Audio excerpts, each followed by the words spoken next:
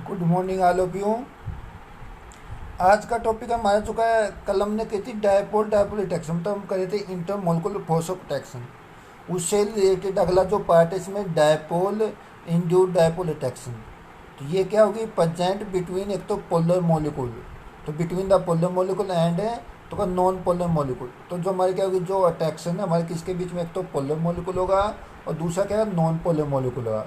उन दोनों के बीच में जो अट्रैक्शन आएगी उस अट्रैक्शन को हम क्या कहेंगे, तो उसको क्या कहेंगे हमें डायपोल इंड्यूस्ड डायपोल अट्रैक्शन के नाम से कहेंगे हम। यानी क्या किसे कहेंगे हमें, एक तो पोलर मॉलिक्यूल होगा, एक है नॉन पोलर मॉलिक्यूल, उन दोनों के बीच में जो अट्रैक्शन आएगी उस अट्रैक्शन को हम क्या कहेंगे, तो क्या इंड्यूस्ड डायपोल, तो क्या डायपोल इंड्यूस्ड डायपोल अट्रैक्शन के नाम से कहेंगे हम।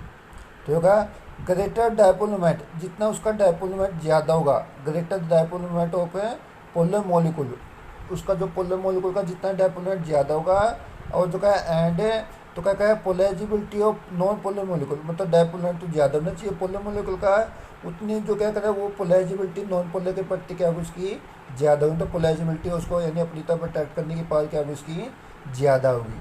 तो क्या greater the magnitude of these force, उतने फोर्स इनके बीच में क्या होगा वो ज़्यादा होगा। यानी क्या बताएंगे हमें, जितना डायपोल मोमेंट ज़्यादा होगा उतने पोलर का पोलराइजेबिलिटी नॉन पोलर की ज़्यादा हो जाएगी, उतने जो का मैग्नीट्यूड उसका क्या जाए वो ज़्यादा आ जाएगा। उसके बाद जो आगे जो का जो का परमानेंट डायपोल ऑफ जो का पोलर मॉलिक्यूल, जो कोई हमारा परमानेंट डायपोल होगा, कोई पोलर मॉलिक्यूल होगा, तो का इंड्यूस डायपोल ऑन जो का क्या क्या है इलेक्ट्रिकल न्यूट्रल मॉलिक्यूल, मतलब जो कोई हमारा परमानेंट डायपोल है वो क्या करेगा, वो जो पोलर मॉलिक्यूल वो क्या करेगा, जो हमारा नॉन न्यूट्रल मॉलिक्यूल है नॉन पोलर है उसको क्या करेगा डायपोल के अंदर कन्वर्ट करेगा बाय डीफॉर्मिंग इलेक्ट्रो क्लाउड, उसके इलेक्ट्रो क्लाउड में चेंज करके, मतलब जो उसका इलेक्ट्रो क्लाउड होगा इलेक्ट्रो क्लाउड में बदलाव करके तो उसको क्या कर देगा नॉन पोलर से पोलर के अंदर कन्वर्ट कर देगा। एंड अट्रैक्टिव फोर्स डिप्लो, उनके बीच में फिर क्या अट्रैक्टिव फोर्स बनेगा।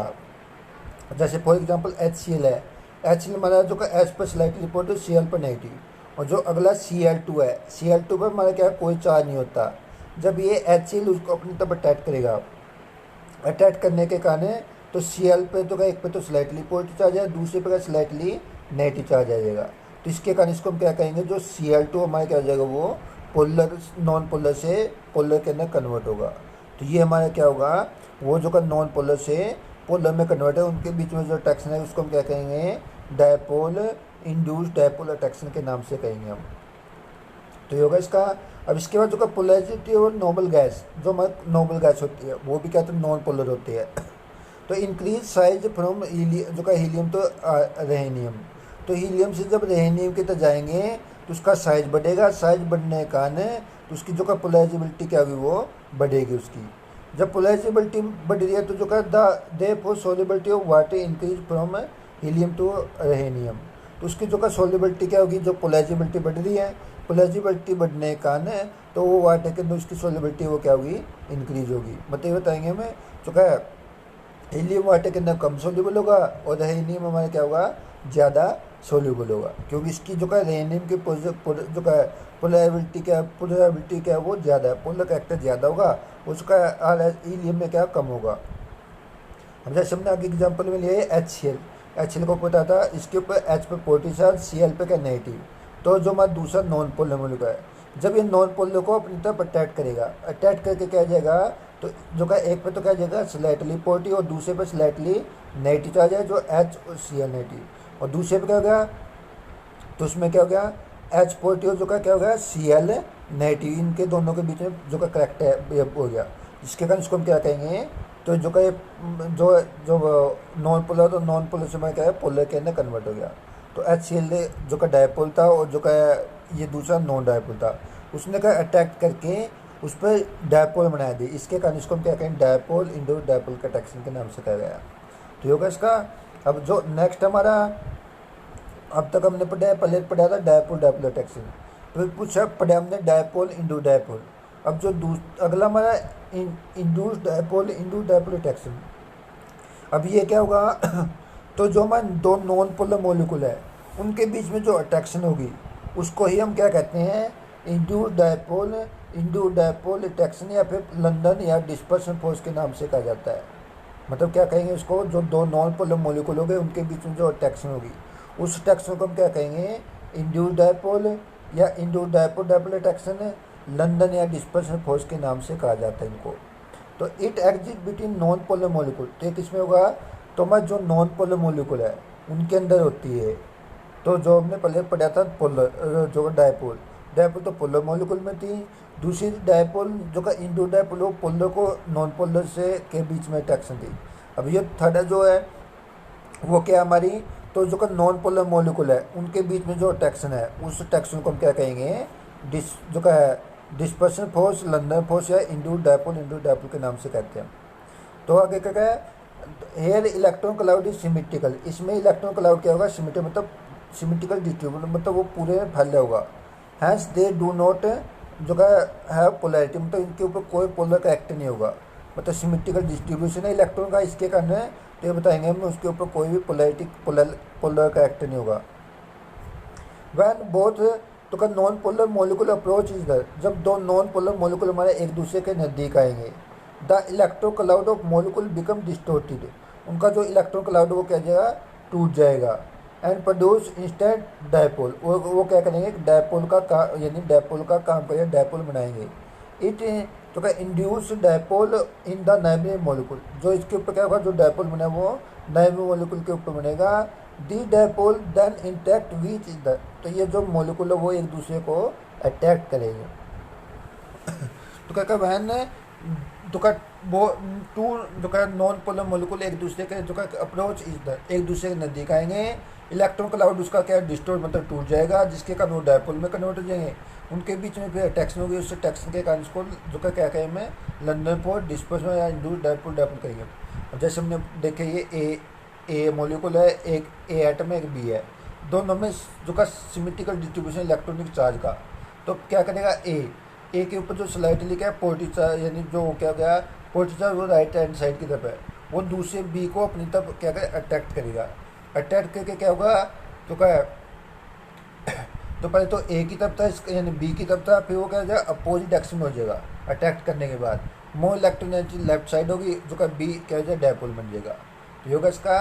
उसके बाद जो हमारा इसमें लंदन फोर्स एनर्जी है जो का range 1 to 10 kilo joule mole. तो इस जो हमारे क्या था, जो डायपोल था उसकी तो क्या थी 10 से ज़्यादा की थी, ग्रेटर देन 10 थी, 10 से 40 के बीच में थी।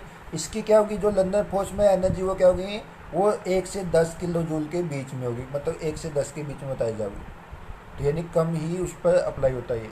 तो it is significant only short distance, तो एक इस पर डिपेंड सिग्निफिकेंट होगा केवल जो शॉर्ट है, मतलब छोटी डिस्टेंस है उसके ऊपर ही अप्लीकेबल है, बड़ी डिस्टेंस के ऊपर ये अप्लीकेबल नहीं होगा। नेक्स्ट इसमें magnitude of London force depend upon the polarisability and geometry of smaller molecule, atom is less polarisable and smaller dispersible force. मतलब जो हमारा लंदन फोर्स है वो किस उसका मैग्नीट्यूड है वो किसके ऊपर डिपेंड है, उसकी पोलराइजेबिलिटी, कितनी पोलराइजेबिलिटी है। यदि पोलर करेक्टर कम है तो उसकी जो क्या होगी, लंदन फोर्स कम होगा और या डिस्पर्सन फोर्स कम होगा। यदि उसकी जो क्या होगी वो ज़्यादा हो गया, मतलब जो उनके बीच में पोलराइजेशन पावर ज़्यादा होगी, तो उतना जो डिस्पर्सन फोर्स वो क्या होगा ज़्यादा लेंगे।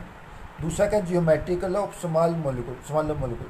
दूसरा क्या, उसकी ज्योमेट्री कैसी है, ज्योमेट्री के ऊपर भी डिपेंड करेगा वो, कि जो का सिमेट्रिकल है या नॉन अनसिमेट्रिकल है उसके ऊपर डिपेंड करेगा।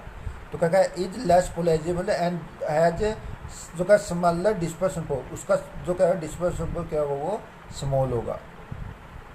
ए लार्ज मॉलिक्यूल और heavier atom is more polarisable. तो एक जो क्या है हमने ऊपर बताया, जो साइज छोटा था उसकी पोलराइजेशन पावर कम थी, जब क्या ए लार्ज मॉलिक्यूल मतलब बड़ा मॉलिक्यूल ले लिया, हैवियर एटम ले लिया, मोर पोलराइजेबल, उसकी पोलराइजेशन पावर ज़्यादा होगी, और लार्ज डिस्पर्सन फोर्स उतना उसका डिस्पर्सन फोर्स क्या होगा ज़्यादा होगा। मतलब ये किसके ऊपर डिपेंड करेगा, जितना जो हमने साइज छोटा लें तो उतनी पोलराइजेशन पावर कम होगी, जितना साइज बड़ा लें तो उतनी पावर उसकी क्या हो जाएगी बढ़ जाएगी। दीज आर जो का ऑलवेज अट्रैक्टिव फोर्स, तो ये क्या हो गया अट्रैक्टिव फोर्स होगा, मतलब ये एक दूसरे को अपनी तरफ अट्रैक्ट करेगा, अट्रैक्ट के ऊपर डिपेंड करेगा। एंड प्रोपोर्शनल टू 1/r⁶, तो किसके प्रोपोर्शनल 1/r⁶। आज क्या है, उन दोनों जो दो पार्टी आपस में अट्रैक्ट हो उनके बीच की डिस्टेंस है ये। तो क्या है, ये क्या अट्रैक्टिव फोर्स होगा और किसका होगा 1/r⁶ के प्रोपोर्शनल होगा। आर केस में distance between two interactive particle, मतलब जो दो पार्टिकल आपस में अटैक्ट हो रहे हैं उनके बीच की जो डिस्टेंस के जो क्या हुआ उसकी पावर 6 के प्रोपोर्शनल होगा, 1/r की 6 के प्रोपोर्शनल होगा। तो ये बताया जाऊगा।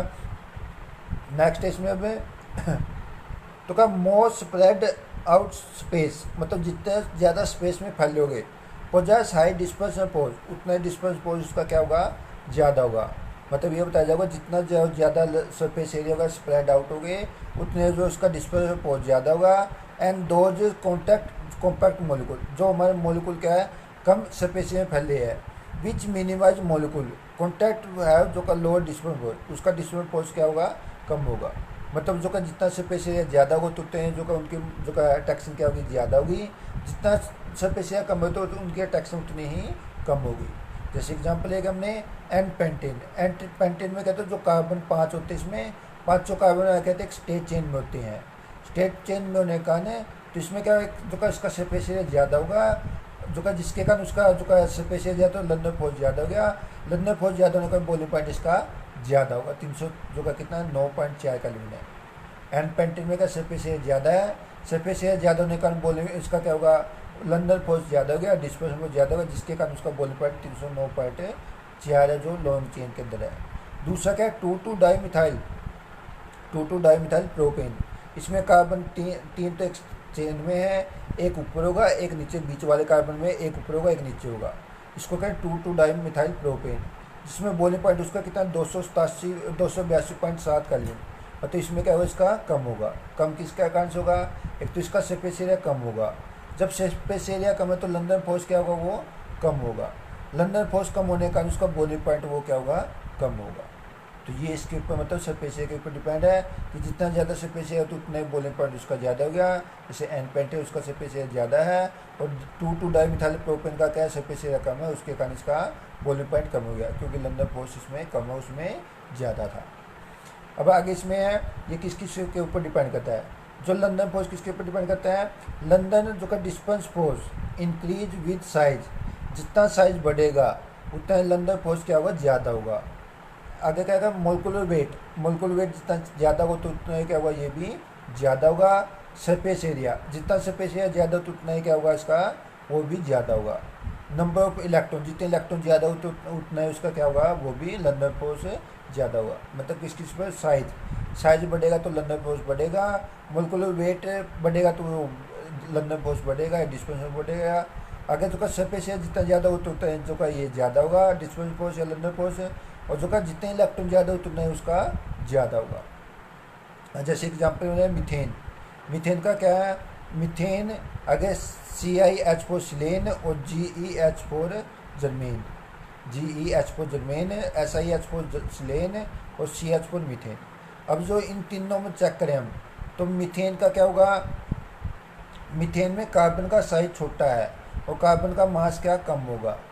इसके बाद सिलिकॉन का साइज इससे कार्बन से बड़ा है और जो का जर्मेन का सबसे बड़ा है, जिसके कारण उसका मास भी ज़्यादा होगा, जिसके कारण इनका बॉइलिंग पॉइंट बताया। मतलब इनमें जो का मीथेन में क्या होगा तो का इसका लंदन फोर्स कम होगा, सिलिकॉन जो का सिलेन में क्या होगा ज़्यादा होगा और जर्मेन में क्या उससे ज़्यादा होगा, क्योंकि साइज बढ़ गया, साइज बढ़ने का उतना ही लंदन फोर्स ज़्यादा होगा।